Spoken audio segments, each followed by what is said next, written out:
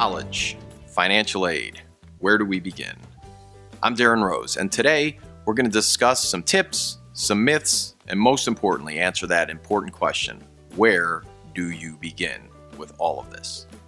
So first of all, let's start with some bad news. If you haven't heard, college has gotten ridiculously expensive. Over the last many years, the cost continues to rise. And at this point, whether you're going to a 2-year school, a 4-year school, a public school, a private school, you're looking at costs that can range anywhere from $50,000 to $300,000 for a 4-year degree with tuition, room and board, and all of the costs associated. As a society, we spend more than double on college education versus almost everything else that we purchase as far as apparel and food and other basics and even luxuries. I probably dampened the mood a little bit more than I should have, so let me bring in a quick joke. Have you heard recently about the man who embezzled $100,000 from his company to pay for his child's education? Well, when the police came to arrest him, as the one policeman was putting the cuffs on, that man also had a child in college. And he said to the guy, while I'm arresting you, I have to ask you this one question. You embezzled $100,000 to pay for college. Where were you going to get the rest of the money? Thank you, I'm here all week. But seriously, all kidding aside, when we talk about college planning, anybody who's been through it can tell you there's a lot to the process. And for some people, it's a lot more overwhelming than others. Here's an example. I'm a smart person. I have a college degree. I have a master's degree. And when I started looking into this college stuff, I was so overwhelmed. This is not like when I applied. There's so much more to know. It's so overwhelming. And I really think in this case, knowledge is power. I want to make one thing very clear that most of you probably are aware of. College planning is not the same as college savings. Hopefully, you have begun saving for college. But just like buying a house, you might be putting money aside, you might know how much you are willing to spend on that house, but you haven't yet researched the area you want to live, the amenities of the house, the demographics of the community. So saving for that house is different than actually going through the process of purchasing that house. And college is the same way. You can save a lot of money, you can think about how much it's going to cost, but actually planning and getting involved in it is very important while you're also saving. So here's a list that we recommend kind of starting with. So the first thing we want to do is actually make a list. I would make a list of about 5 to 10 schools that your student is interested in attending. And the criteria I would use initially would be things like size of the campus, proximity to home, the atmosphere of the campus. Maybe they're interested in having a big school, a party school, not that the parents want to hear that, sports teams, Greek life. Certainly you want to discuss a major or 2 or 3 that they might be interested in, at least initially, to make sure that the school can accommodate those. And then the one thing I would not do initially on this list is worry about sticker price. And it's very important. We're going to get to it a little bit more here in a minute. But for right now, I would not make sticker price part of the discussion. Just put the school list together for all of the other reasons. And again, I'm going to explain more about that here in a minute. The second thing, very importantly on that list, is to figure out how much are you willing as a family to spend. And when I say spend, I specifically mean from savings and from cash flow. So how much are you willing to part with on a day-to-day basis or with money that you've already saved? And then separately, and very importantly for most of you, how much are you willing to borrow for college? And this is important to keep this separate from saving, and the reason, or from spending rather, I apologize. And the reason is because borrowing is not a number that is going to be finite. In other words, when you add interest to those loans, that number is going to grow. So for instance, if you say we're willing to borrow $50,000 for college, that's fine. But if it takes you 12 years, which is the national average, to pay it back, that $50,000 might be $65,000, it might be $75,000, it might be double, it might be $100,000. So it's very important to understand right away, how much are we willing to part with, how much are we willing to borrow, and how are we as a family going to attack that number. When you are borrowing, and most of you will, you want to understand all of the loan options. There are many loans, there's a lot of options. Here's an example for you. We begin with student loans, and regardless of one's income level, the Stafford Student Loan is available to all students that complete the FAFSA. Stafford loans are in the student's name, do not require a cosigner, and can either be subsidized, meaning that the interest is paid by the government while in school, unsubsidized, meaning that the student is responsible for that interest, or a combination of both. And currently, students can borrow a total of $5,500 per year as freshmen, $6,500 per year as sophomores, and $7,500 per year as juniors and seniors. Next, you want to at least think about scholarships, but don't think too much about them. Unfortunately, too many families have the false notion that scholarships are going to cover the bill. I know your kids probably haven't had anything less than a B or a C over the last several years of school or since first grade, but unfortunately that does not entitle them to a full ride. As a matter of fact, I want to take the word full ride out of your head if possible, because the national data indicates that of all the students that go off to college every year, 4.5 or 5 million new freshmen every single year, only 0.3%, not 3%, but 0.3% of those students are actually receiving a full ride. And a lot of them are playing Division I college football or college basketball. So it's very important not to rely on that. I know you probably have a friend or a neighbor or your niece's cousin's husband's boyfriend's wife whose daughter got a full ride or got a scholarship. But also keep in mind, people don't always use the word scholarship to mean what you think it means. Sometimes scholarship might be a partial scholarship. It might cover a little bit of the room and board. There's a lot of different versions of it. It's important to remember there are, of course, athletic scholarships. And sometimes an athletic scholarship, there might be 2 available for an entire team. And then they're going to divide that up amongst the student athletes. Merit-based scholarships, and this is important because it's based on your students' merits, usually test scores, grades. Merit-based scholarships are offered directly from the school, and I wanted to give you an example that is very important to keep in mind. So I'm very good friends with a family recently who has a son named Joey, in this case, and let's say he wanted to go to XYZ University.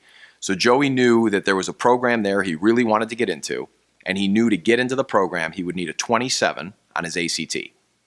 He took his ACT and nailed a 27 right away. First try, got a 27, was very happy, got into the school, got into the program, everything was fine. Let's fast forward a few months later. Joey went to school, met his roommate, who coincidentally also is in the same program Joey's in. And they got to talking, and they're going to study together, and they became good friends. And it came to be that one day when they were talking about it, Joey found out that his roommate has a $10,000 annual renewable scholarship. And Joey said, "How did you get that $10,000 scholarship?" And he said, "Oh, I got a 29 on my ACT."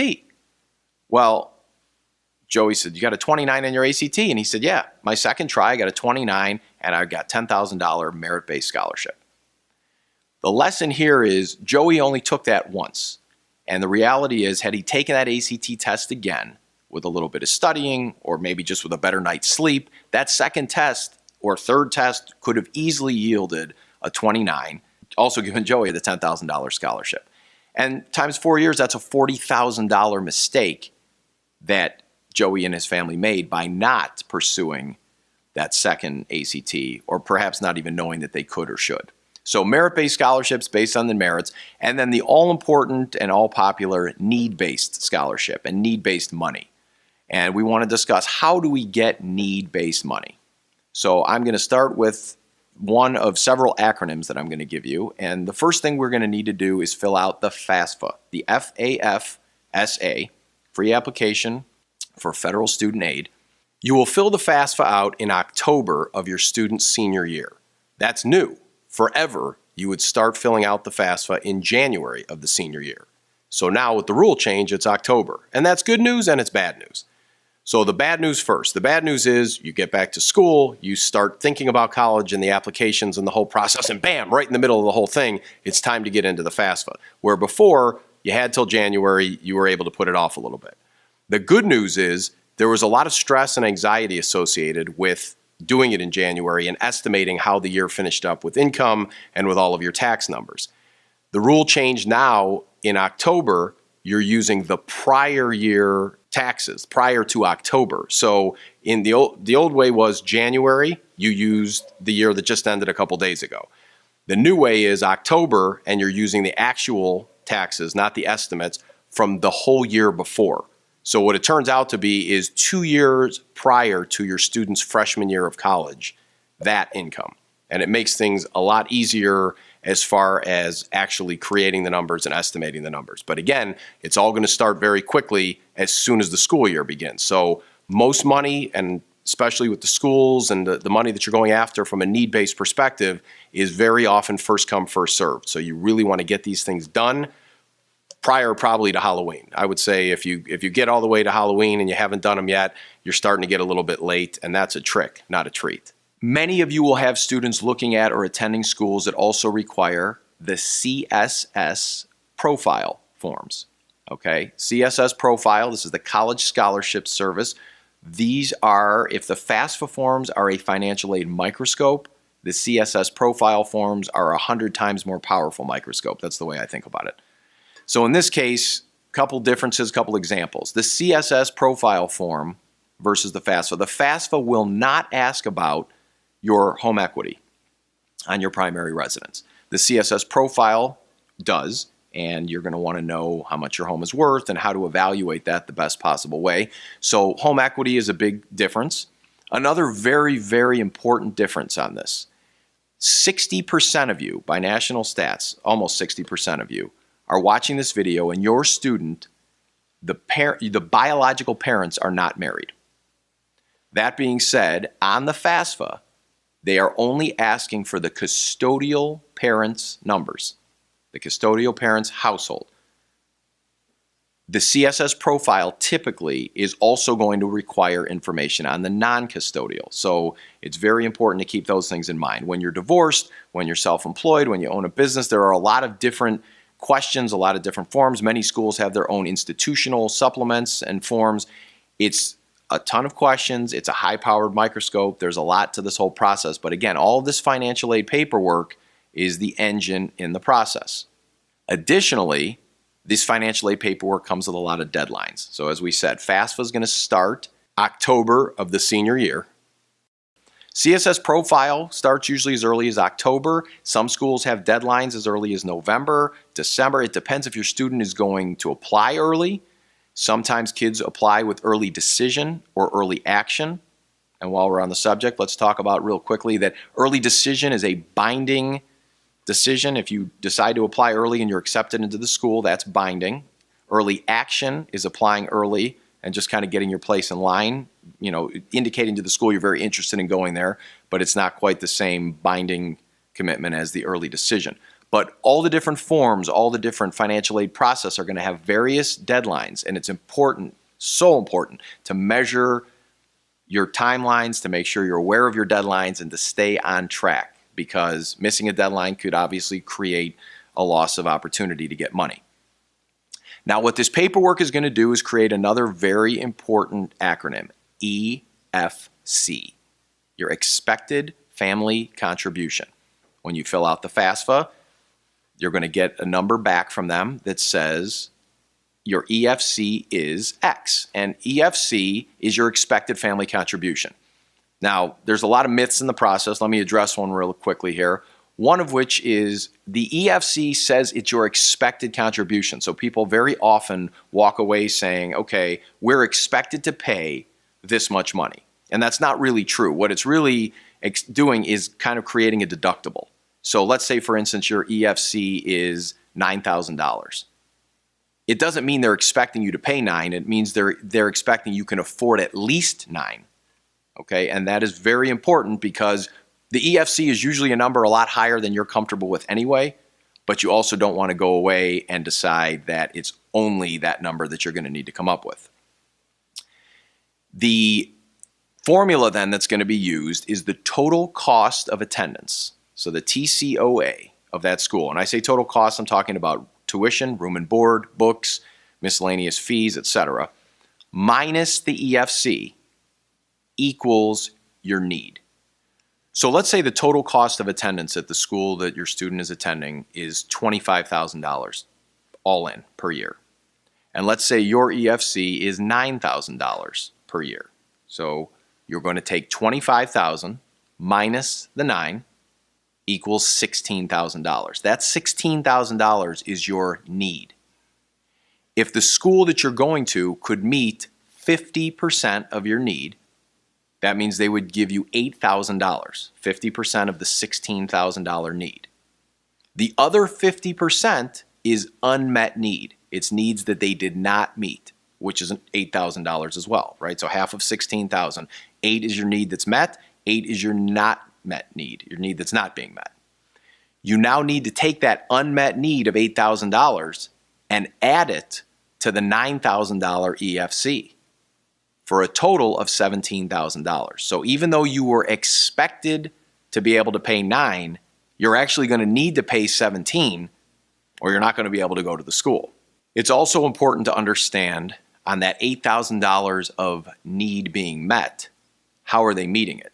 Is it free money with scholarships and grants, or is it a loan?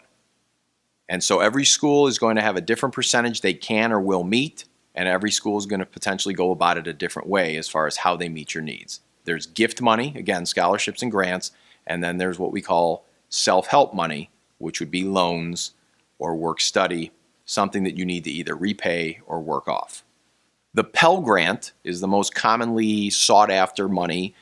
Pell Grants are free money, it's grant money from the government. But I want to make sure you understand another myth with the Pell Grant. Myth number 2, Pell Grants cover the lion's share of college costs. False again. Tuition plus room and board costs roughly $2,500 per year on average when the program was first administered in 1976. Today, tuition plus room and board costs nearly $19,000 per year at a public university and over $42,000 per year at private colleges. Sadly, the maximum amount available through the program per year for a student is a tad above $5,700. So need-based money, whether it's in the form of grants and scholarships, whether it's from the government, and in most cases from the schools, where the majority of the financial aid money can come from, the schools themselves, is the reason I said earlier, don't worry about the sticker price initially. And here's an example. If you have a really good student, for instance, that wants to go to Washington University, and you're looking at a $70,000 roughly, maybe a little bit less, total room and board and books and tuition and all the different fees and so forth. Or they want to look at maybe a school, if you live in the state of Ohio, a local school like Ohio University, which is going to be in the mid-20s. Initially, you would say, wait a minute, Washington University is almost 3 times the cost. We've got to rule it out if money's an issue, which for most of us it is. However, when you look into their need-based financial aid, you'll see that Washington meets 100% of a family's need, and 91% of that money can be free money. OU typically is going to meet a little more than half of a family's need, and about 2/3 of that is going to be gift money, free money. So when you kind of look through these numbers and through this example here with a family having an EFC maybe between $7,000 or $8,000, looking at a school like Washington University and all the need-based help that they can give, and comparing it with a school like Ohio University, very often it is possible to wind up paying the same or less to go to Washington University in this case. And there are hundreds of schools that sort of fit that same profile where they're expensive, but they have large endowments and they have the ability to help meet your needs. So it's very important to understand all of that and walk through all of that before you rule schools out or before you make these type of final decisions.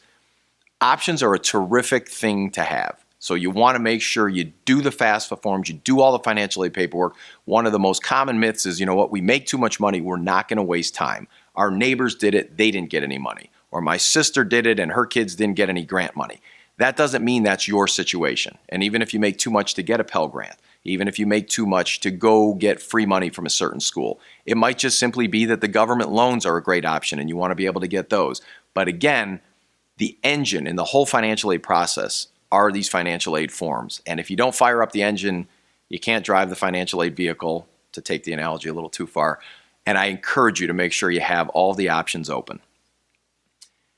After you get all the paperwork submitted, after you get acceptance into the colleges, you're going to get award letters.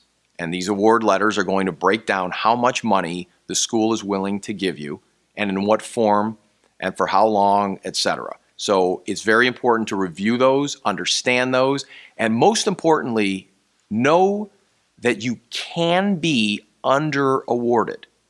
What that means is it doesn't always reflect, that award letter does not always reflect the best offer available. There's a myriad of reasons why you might be able to get more money. Might be real life circumstances, might be just that the award wasn't quite the best they could have done. It might be that you want to be able to leverage schools. The point is, the award that you get in the mail is not, or the email is not always the final best offer. And one of the things a lot of families don't realize is that you can, when it's handled the right way, negotiate or appeal the award, and very often, very possibly get a better award, more money, and lower the cost of college. Now, the other thing you want to keep in mind through this whole process that we aren't going to spend time on today, but that I did want to touch on at least a little bit, is the financial aid process is overwhelming. There's a lot to it. It can be daunting. But the other part to this is the whole admissions process. And your student is going to do applications and essays and maybe personal statements and letters of recommendation they're going to gather in some cases. And some schools will do interviews. There's a whole admissions process. And in doing this admissions process, it's just as important that your student is desirable to the school. Not only do you want to, of course, get in, but you want to look your best. You want to be desirable. It gives you a stronger position to come from when you're asking for more money or asking for any money at all. And whether it's the resume, whether it's the letters of recommendation, whatever things might come into that puzzle, they all help. But almost every school is going to want an essay. And so we thought we'd give you at least a little bit of time here on some tips. The essay is a very big key. Some schools will request a specific essay topic. Other schools, you're just going to turn in a generic essay. But at the end of the day, we've got some really helpful tips when it comes to writing the essay. Life today is a lot easier than it was back in the mid-1800s when famous American novelist Herman Melville was at his best. However, Melville didn't have to worry about the SATs, his GPA, and having a strong balance of extracurricular activities. Interestingly, one of the New York City natives' most famous quotes parallels what students need to do when writing their college admission essays.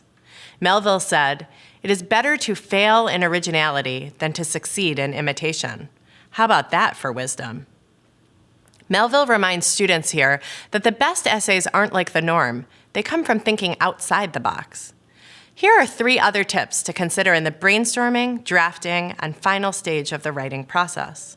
Tip number 1, don't neglect brainstorming.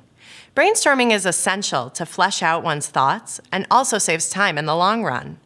A great way to start the process is to write down exactly what comes to mind. Be it words or phrases, simply dump your brain on the paper. The development comes next and comes easier after properly brainstorming. Tip number 2, review the rough draft with a teacher or counselor. Even though the rough draft is meant to be free-flowing, it is very helpful to review the rough draft with a teacher or a trusted advisor. This feedback ensures that the essay's voice and key message makes sense and begs the writer to expand on what works. Tip number 3, proofread and proofread again before submitting. So you've got the admissions process, you've got the financial aid process, you've got scholarships to consider, loan options, how much are we going to spend, where are we going to get it from? At the end of the day, it'll all work out. This is the best investment that you can make as a family. A college degree is priceless. You look at all the different numbers and data during a recession, after a recession, employable income, average income. The college degree, in so many cases, rings as a terrific return on investment. And so I encourage you to stay the course. For some online free resources that are very helpful, you can go online, one of which you can check out is mytuitionscore.com. It's a free resource where you can get your tuition score and understand where you are currently in regards to your knowledge, your preparedness, and your financial health specific to the college investment. And you get a score and a free report that will help you along this track. Scholarship websites like Zinch.com and Capex.com are also helpful places, helpful tools. And please, after watching this or discussing any of this stuff, if you have any questions at all, you can always email us. I'm Darren Rose, and if we can be of any help, please let us know.